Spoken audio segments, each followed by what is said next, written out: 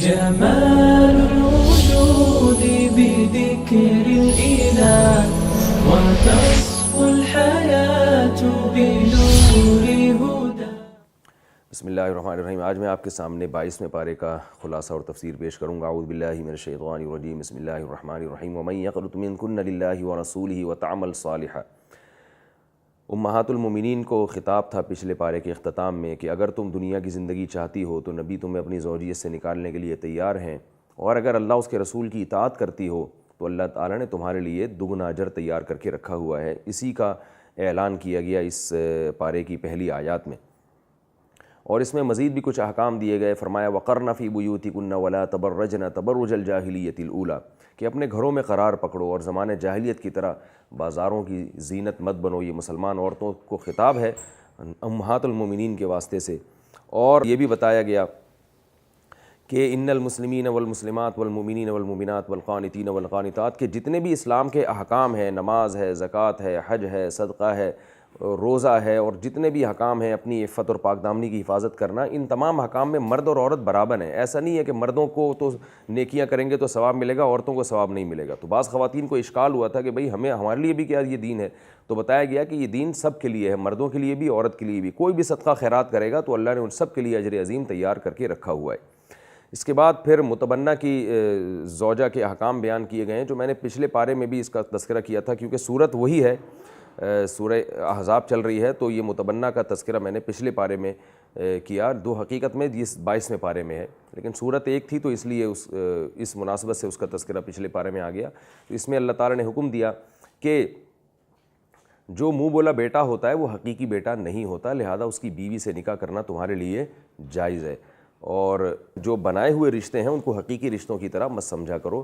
وراثت کے حکام اور دیگر تمام حکام میں جو حقیقی رشتہ ہے وہ اس کو ترجیح ہے ان رشتوں پر جو آپ نے اپنے اختیار سے، یعنی خود زبان سے محض وہ بنائے ہیں، جبکہ حقیقت میں کوئی خونی رشتہ قائم نہیں ہوتا. اسی پارے میں اللہ تعالیٰ نے یہ بھی بتایا کہ رسول اللہ صلی اللہ علیہ وسلم خاتم النبیین ہیں، اور یہ بھی بتایا کہ اے ایمان والو، جب تم نکاح کرو اور رخصتی سے پہلے بیوی کو طلاق دے دو تو پھر عورت پر کوئی عدت لازم نہیں ہے. مسئلہ ہے، آپ فقہاء سے، علماء کرام سے سنتے رہتے ہیں، تو اس کا بھی ذکر ان آیات میں کیا گیا.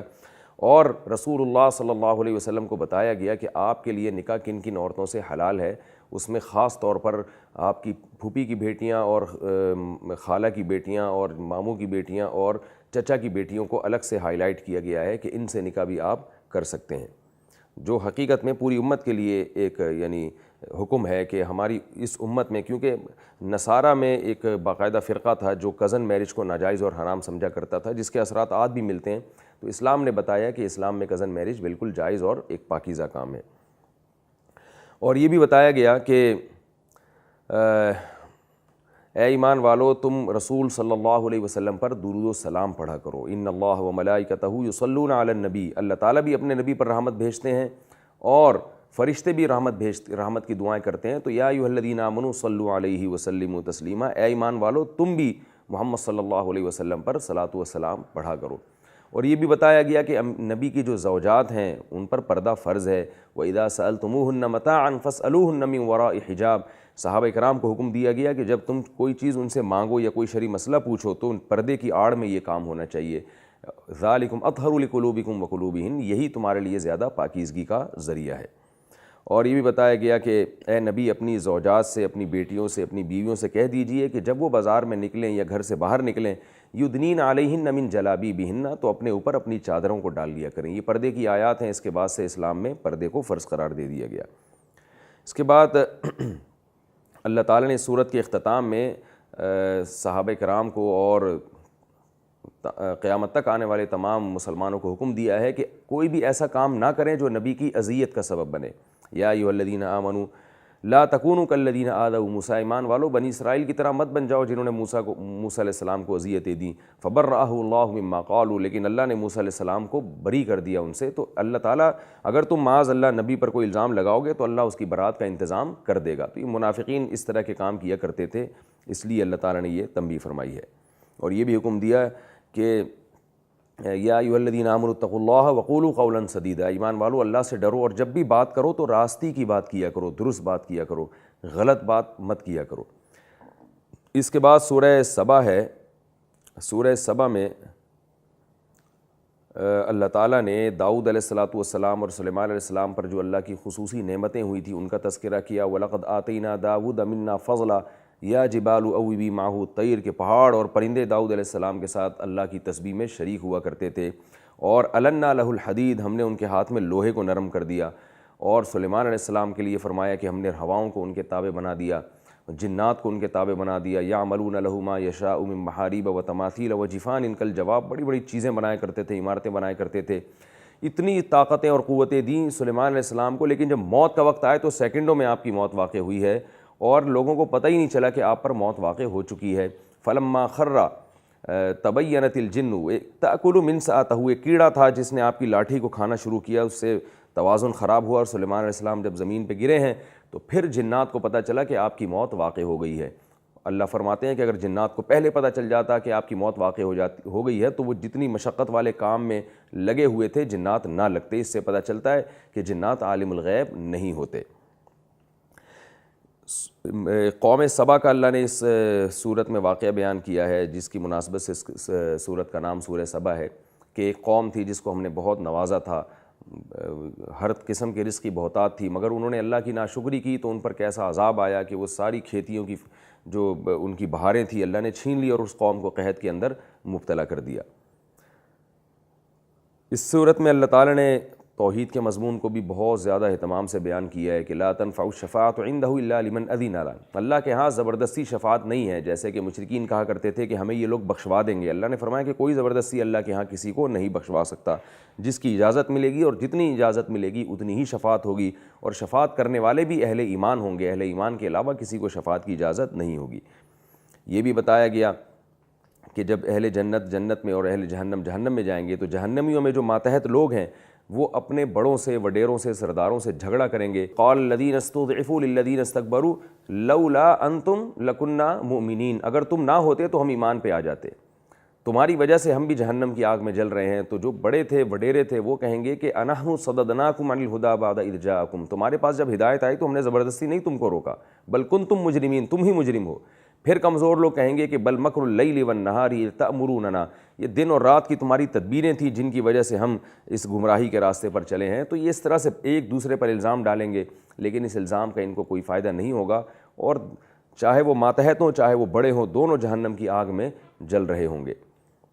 پھر اس صورت میں اللہ تعالیٰ نے ہمیں یہ بھی بتایا ہے کہ تمہارے مال اور اولاد ایسی چیز نہیں ہے کہ اس کی کثرت پہ تم فخر کر کے جنت میں داخل ہو جاؤ، تو وہ مال وہ اولاد جو تمہیں اللہ سے قریب کر دے وہ تو تمہارے لیے جنت میں جانے کا سبب بن سکتی ہے، ورنہ محض مال کی کثرت اور اولاد کی کثرت جو تمہیں معاشی لحاظ پہ مضبوط کرے، یہ مضبوطی قیامت کے دن تمہارے کام نہیں آئے گی اگر اس کے ساتھ اچھے اعمال نہیں ہوں گے۔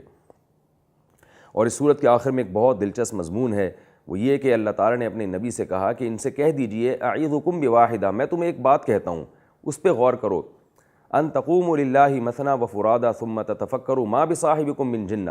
تو بتایا گیا کہ محمد صلی اللہ علیہ وسلم جو تمہیں دعوت دے رہے ہیں تو تم دو دو تین تین مل کے غور کرو کہ کہیں یہ مجنون تو نہیں ہے، تو تمہارا ضمیر خود کہے گا کہ یہ مجنون نہیں ہے۔ جب یہ مجنون نہیں ہے تو ان کو کیا پڑی کہ پوری قوم سے ٹکر لے کر پوری قوم کے نظریات کے خلاف، پوری قوم کے جس قوانین پر عمل کر رہی ہے اس کے خلاف ایک نئی شریعت پیش کریں۔ تو ظاہر ہے یہ سب اس بات کی علامتیں ہیں، اور اس پہ کوئی اجرت بھی نہیں مانگ رہے تم سے، یہ تو یہ سب اس بات کی علامت ہیں کہ یہ اللہ کے سچے نبی ہیں، سچے پیغمبر ہیں۔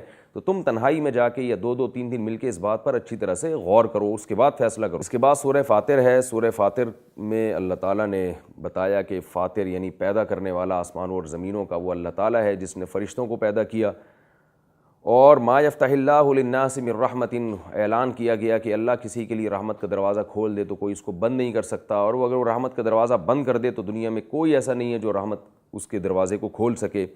اور یہ بتایا گیا یا ایھا الناس ان وعد اللہ حق، ہے لوگوں اللہ کا وعدہ قیامت کا جو وعدہ ہے وہ سچا ہے، لہذا تمہیں شیطان یا دنیا اس وعدے سے غافل نہ کر دے اور دنیا کی زیب و زینت میں پڑھ کر تم کہیں آخرت کو بھول نہ جاؤ۔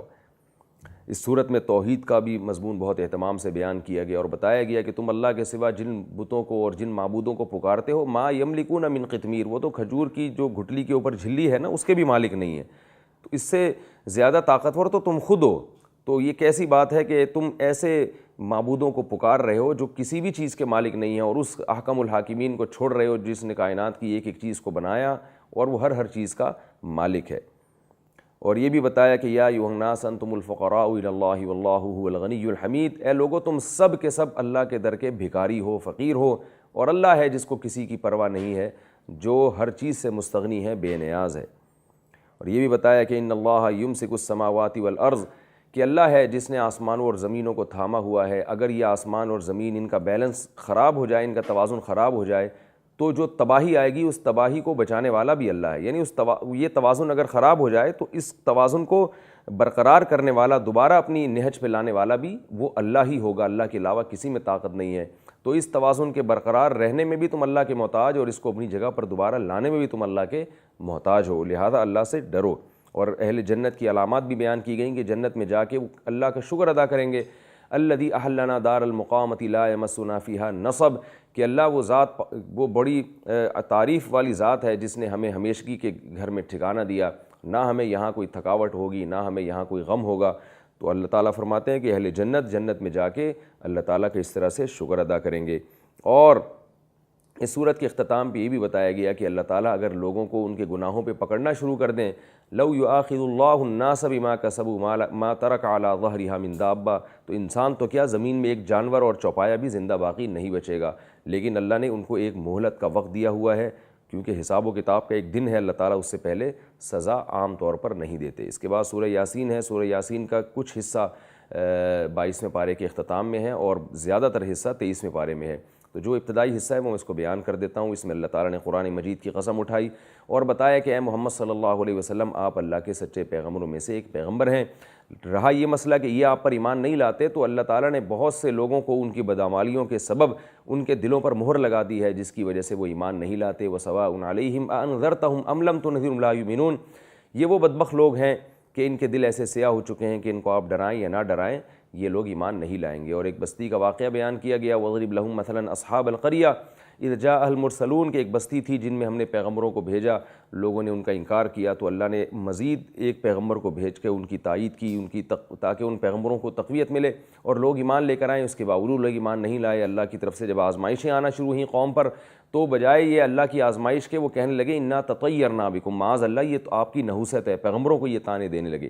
تو اللہ تعالیٰ نے ایک شخص جو ایمان لا چکا تھا، شہر کے کنارے پہ رہتا تھا، جس کا نام بعض مفسرین حبیب نجار بیان کرتے ہیں، واللہ عالم، تو بھاگتا ہوا آیا، اس کا واقعہ اللہ نے بیان کیا کہ وہ اپنی قوم کو آ کے کہنے لگا، یا قوم اتبعوا المرسلین، ان لوگوں کی اتباع کرو، اتبعوا من لا یسألکم اجرا وہم مہتدون، یہ تم سے اس تبلیغ پر کوئی پیسے نہیں مانگتے، اجرت نہیں مانگتے، اور یہ ہیں بھی سیدھے راستے پر۔ یہ 22ویں پارے کا اختتام تھا۔ اللہ تعالیٰ سے دعا ہے کہ اس پارے میں ہم نے جو کچھ پڑھا سنا، اللہ تعالیٰ اس پر ہمیں صدق دل سے عمل کی توفیق عطا فرمائے۔ وما علینا الا البلاغ۔ جمال الوجود بذكر الإله